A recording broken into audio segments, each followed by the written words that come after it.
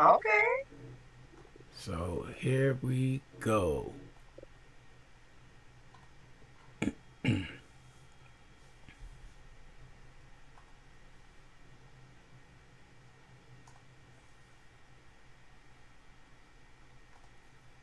All right, good afternoon, everybody, and excuse me, welcome to the Ron G Afternoon Edition show. And we are here tonight because, I support our independent artists. Sharon Bill told me about this young lady coming up right now, and she said, Ron, I know y'all two will hit it off. She said that about somebody else, and we did. And we did too right here. And she said, I know y'all gonna hit it off because both y'all like talking and messing with people. I said, I'm sorry, Sharon, if I do that. But anyway, she's had nothing but good things to say about you and told me I got to get you on the show because you just released your latest album. So we're going to no other than introduce Soulful Brown to Oh, WSAN Radio. Good afternoon, young lady. good afternoon. Hey, everybody. So, so are you ready? Ready? All right. Now, question number one. For people hearing you for the first time, who is Soulful Brown in one sentence? One sentence. Soulful Brown is happiness, joy, peace, love, and healing. Ooh, that was good. I like that. Okay, where did the name Soulful Brown come from and what does it represent? Soulful Brown, it represents just being soulful. I kind of took it from my grandmother. My grandmother was Sweet Mary Alice Brown. So I just kept it Brown. And when I sing, a lot of people sit here, they say I sound soulful. They hear soul, they hear gospel. So I thought soulful and keep the brown with my grandmother. So I came up with Soulful Brown. So it sounds like to me as us blacks call it, you had that what's that born with that what is it? It was on the tip of my tongue. It'll come to me. Oh, you had an old soul. You was born with an Yes, old soul. And when you talk to people like that, and it's amazing how that happens, especially the singers, you know? yes. So, what was the moment you realized you had a voice for people that needed to hear? Well, I think I realized that when I was a child. I grew up singing in church, and I would always sing as a child, and people would cry, and I always wouldn't understand the emotion of them crying at first as a young girl. But as you got older, you realize, they were like, you move me, or you touch me, or you have such a gift, and you'll understand the difference between just being a singer and also having a gift from God. Like, it's two different things. So when I finally think I realized that there was a gifting in it, I was getting a little older, probably in my teenage years. So yeah, probably I'd say as a teenager, I realized that it was more of a gift from God than just being able to sing. So, you seen Tina Turner that movie when she was a little girl in the church, and they told her basically to get out, and she sung all the way out the door. Was that you? Well, I sung in the door because they let me do. So I was Tina, but they didn't push me out the door. They let me just go on ahead and Okay. So when you said that first time around we talked, that came to my mind. That movie sing. with Tina Turner, a little girl just singing herself, just having a Yes, good time. yes, she was. Absolutely, yes. So you said one time that the mic is my ministry. That's right. What does that mean in real life, not just as a quote?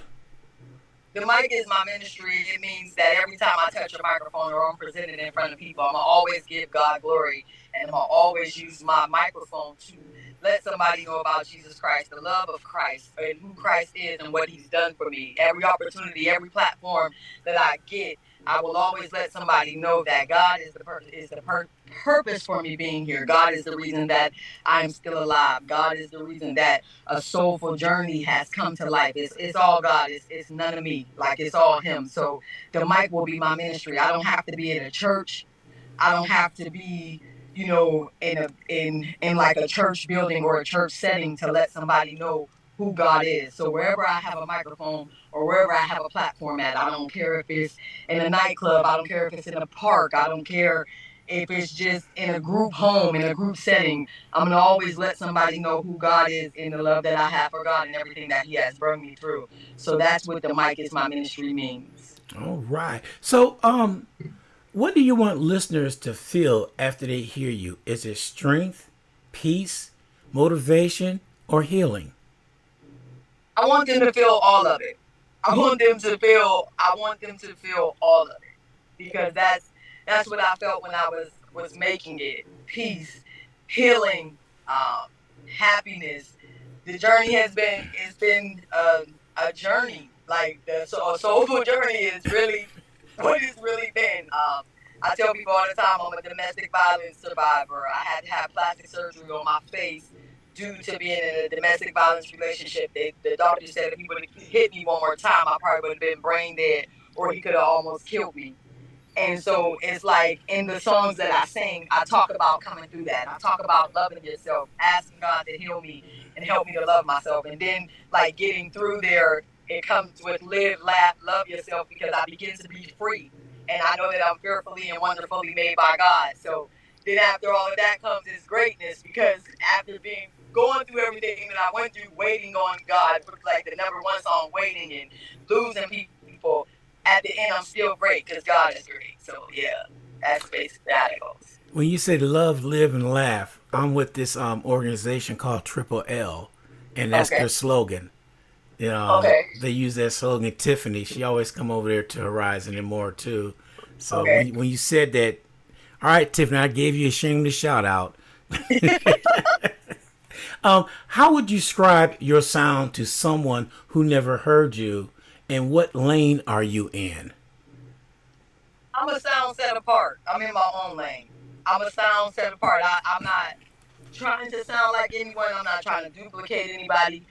I want Soulful Brown to be a sound set apart. Every time you hear me, I want it to be different. I don't want anything about it to ever be the same. When I drop a Soulful Journey 2, I don't want it to sound like a Soulful Journey 1. I want to always be full of surprises. I want the people that like me and listen to me to always feel like, oh, I got something from that, or this was good. Like my sound is just always gonna be a sound set apart. And that's good too. I like that. I think that that's perfect for. And you know what? You said the key right there because when somebody hear a song, everybody want to duplicate that sound Mm-hmm. and not be Yeah. themselves. Like I'm going back to the '60s and '70s, my era, because I'm old.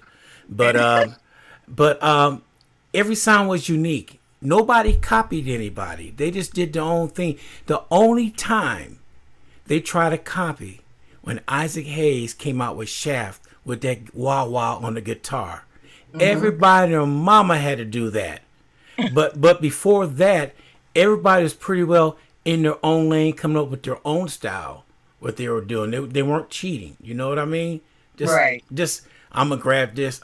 Matter of fact, I listened to some music the other day that my sons listen to. They much younger, and I said, all them songs sound the same. Yep. I said, why do y'all got sound the same? Can't y'all do something different? You know? Yeah. And that is so doggone rough. Okay, what did you have to overcome personally to stay consistent in music? Insecurities. Um, Ooh.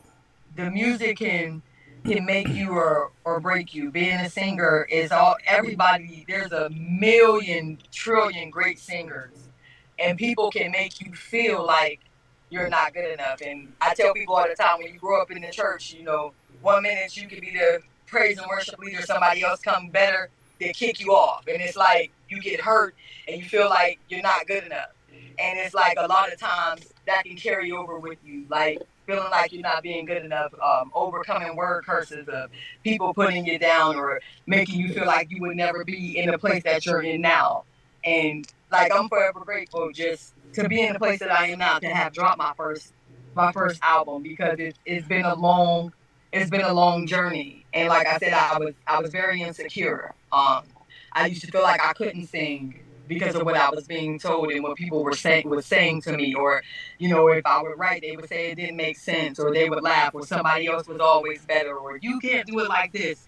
And I had to overcome that and just learn that I can't have anybody else anointing. I just have to have my own. I'm not Kim Burrell. I'm not Mary. I'm not Mary J. Blige. I'm just Soulful Brown. I'm not even Mary Alice Brown, my grandmother. I'm just Soulful Brown. And I'm happy with just being Soulful Brown.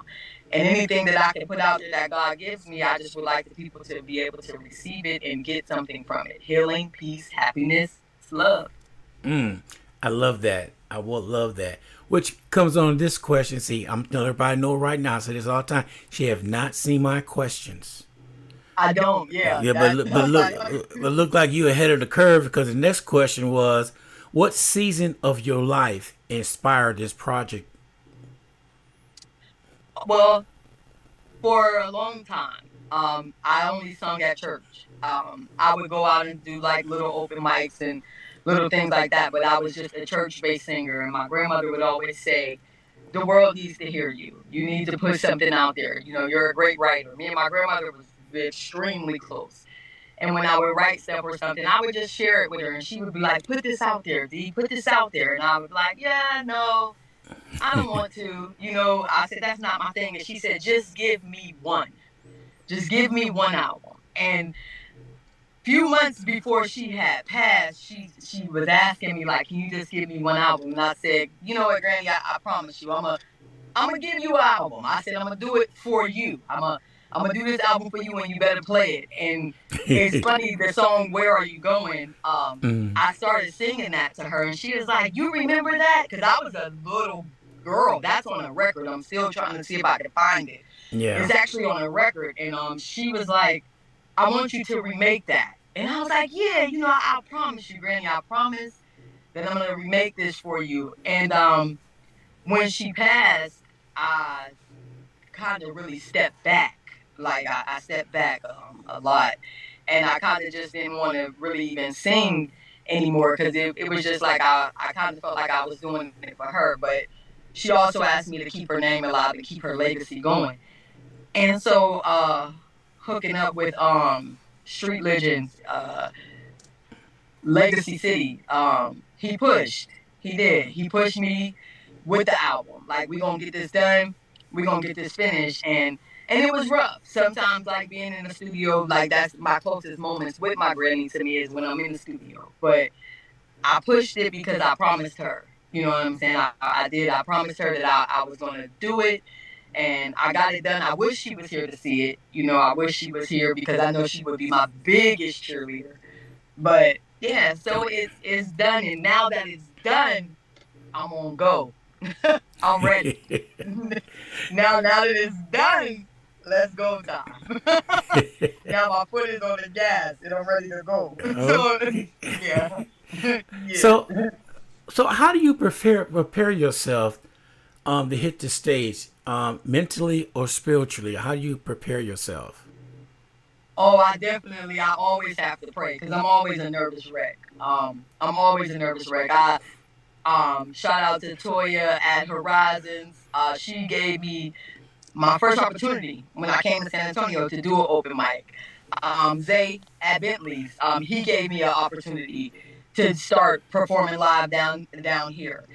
And I'm always a nervous wreck. So I always pray, no matter the setting, no matter where I'm at, if I do a church event, if I do something in the club or anywhere that it is, I just pray.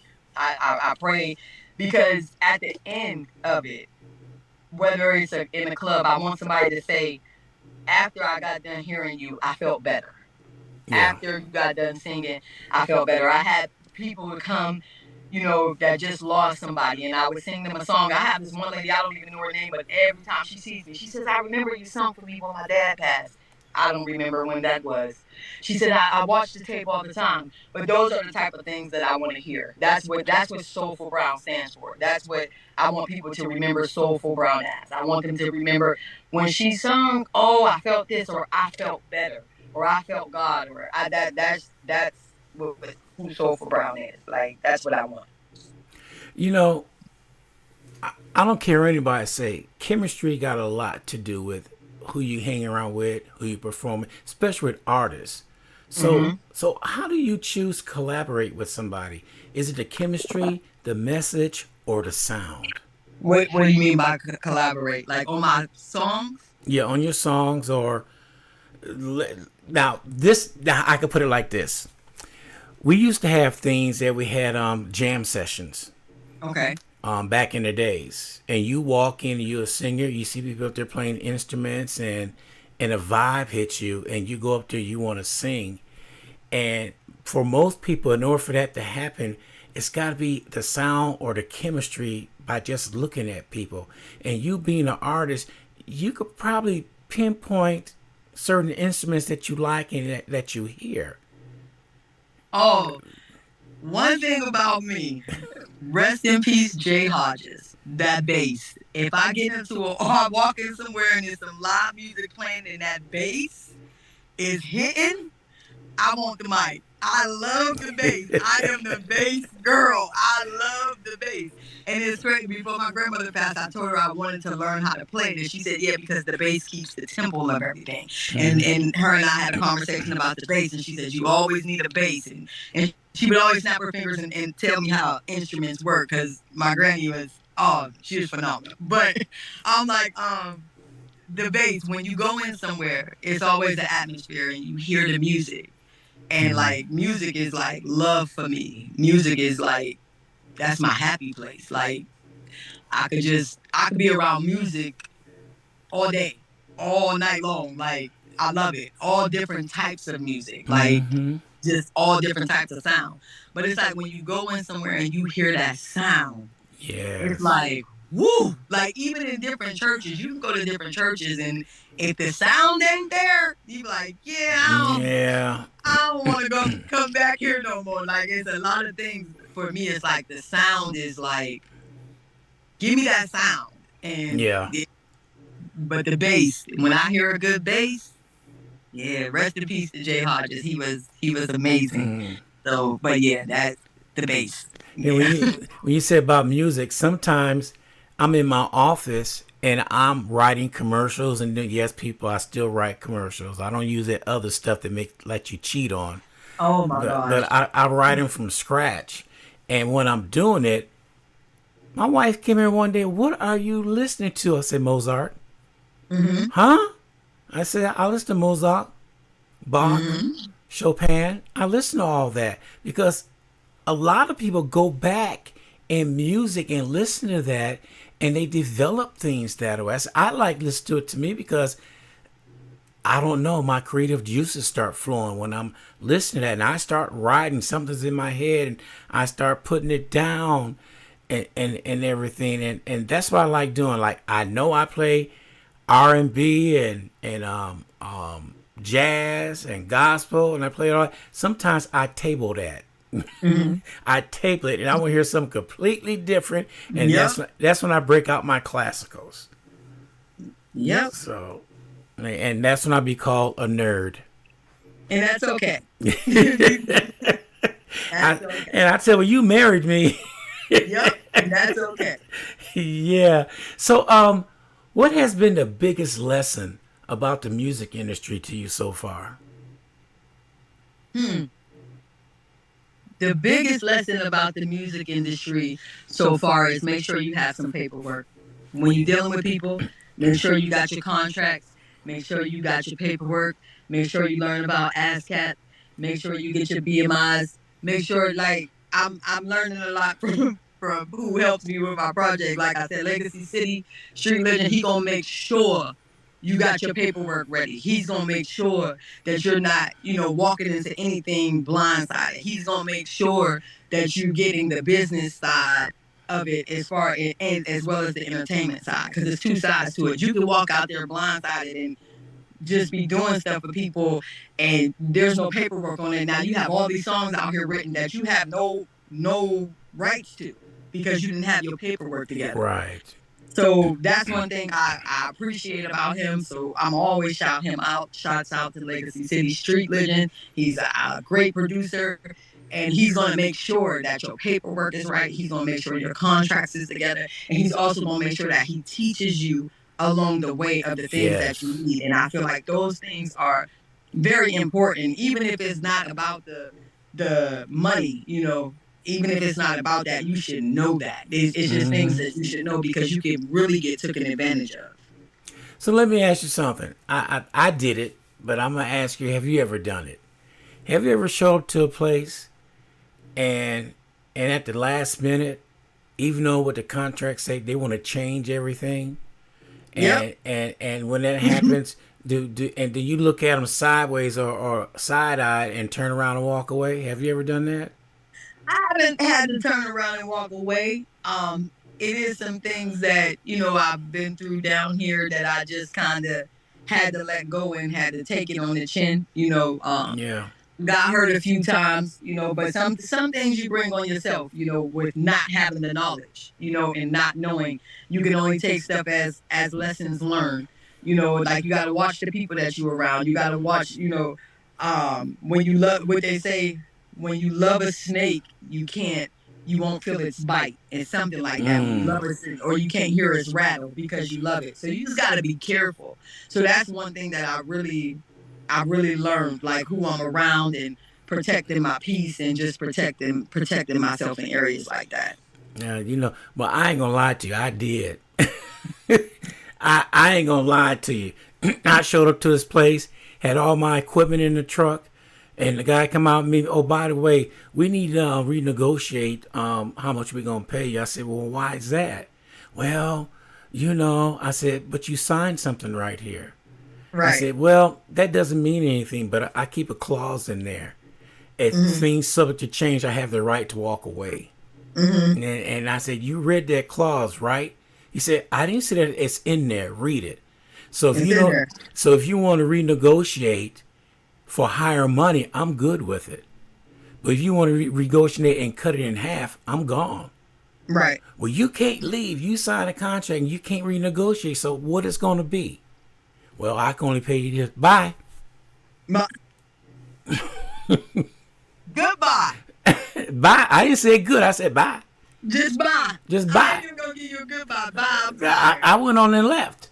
And I know when that's right. and then when word came out, he told a different story. And they came up to me and said, Ron, what really happened? I said, you know what? I really don't need to explain myself. Mm-hmm. But y'all know how I am. And I left it at that. I never explained to anybody the reason why. I just said, I don't need to, because I'm not going back and forth, back and forth. I Mm-hmm. left it on. So I was a quiet one. Right. Sometimes you have to be the quiet one. Yeah, I left the situation real quiet. Yep, I didn't say anything. I, Mm-hmm. mm-hmm. So since we brought that up, where should people follow you and support you today? Streaming, social, bookings? I am on social media. It is under Delia, D as in David, Elia Brown. You can also catch my album on there under a lot of my posts. Also, I'm on Instagram, which is DLB1979. So either of those can hit my inbox for booking. I'm fine with that. Yeah. Okay. And I tell you what, I got her album, and she responded back to me right away saying thank you. Yes, sir. Yes, sir. I got it, and I listened to it, and I support our local independent artists. Mm-hmm. I support y'all, and I like to get more coming my way. Matter of fact, I had a young lady from Houston send me something today, Mm-hmm. and stuff. I'm getting more and more music coming in my way, and that's what I want, so I can help support and spread everything. That's what Mm-hmm. it's all about. All right, let's do a lightning round real quick. Okay. All right, dream. Here we go. Dream collaborations, dead or live. Alive. Okay. One artist that inspired you? One artist that inspired your pen. What artist inspired my pen? Mm-hmm. Mary Alice Brown, my grandmother. My grandmother of the Yeah. song. My grandmother. All My right. grandmother. If we want to talk up to date, do you want to talk up to date? Uh, the one it's crazy because it's a local. I mean, he's a local artist, but Legacy City, he's absolutely dope. His lyrics are crazy, and I wish I could write like him. Like if you listen to he just dropped the album "Let Me Vent 4." If I could write how he writes, oh, I would be unstoppable. Like so, I love listening to people's lyrics, and Yeah. yeah, like one of my favorite rappers is Jada Kiss. The other one is Scarface. The other one now is Legacy City. So yeah, his lyrics, he inspires me to write. He does. Okay. You go to feel good songs. You need motivation. Sometimes, Sometimes. yeah, sometimes you could just. I don't always need motivation when it comes to writing or doing songs because that's my passion. Okay. Sometimes it just comes whether I'm up, whether I'm down, whether I'm sad, whether I'm happy. It just gotta go. Mm. Well, you know, young lady, I'm gonna get you on again because I like you. You are so down to earth. I like speaking to Oh, people that's down to earth, thank you. and I'm gonna try to catch one of your shows one day. And Oh no. I mean, I get up at 5 every morning, Oh my and gosh. by the time this time come around, I'm ready to take a nap. Go to sleep. And people say, you don't go out anymore. Look here, I'm 71 year old. I've been to nightclubs you don't even know about. Go to bed. Yeah, so don't sit up and tell me I don't know what's going on in them clubs. Now, half that stuff I invented. Right. You did it. I'm sleepy. Yeah, I'm but gonna have to tell you when I got a show so you can take a nap a couple days before. Take you a couple naps so you can get yeah, some when sleep you do that, when you do in. that, I'll show up to your show. All right. Okay. Yes, Well, sir. we appreciate Soulful Brown for you being on the show today, and we're looking forward for me coming to your show when you let me know Yes, and sir. everything. Other than that, we appreciate everything that you're doing. You keep on doing what you're doing, and your songs will be played on our Sunday rotation on our gospel show. Thank you. I appreciate you so much for having me. Thank you for taking the time out. I really do appreciate this. I appreciate you putting my music on your radio station. I hope that it does bless somebody. So, yes, I really do. I thank you so much. Okay. You take care. You too, sir. All right. Okay, bye. Record. All right, everybody, you heard it. That was Soulful Brown right here on WSAN Radio on the afternoon show. Man, that was some good stuff. I liked everything she was saying, everything that she's doing. So y'all just keep on doing what you're doing. All right, you catch me tomorrow morning straight up at 7 a.m. for the Ron G Morning Show. Until then, peace and chicken grease. I'll catch everybody bright and early tomorrow morning at 7 a.m. DJ Ron G, I'm out.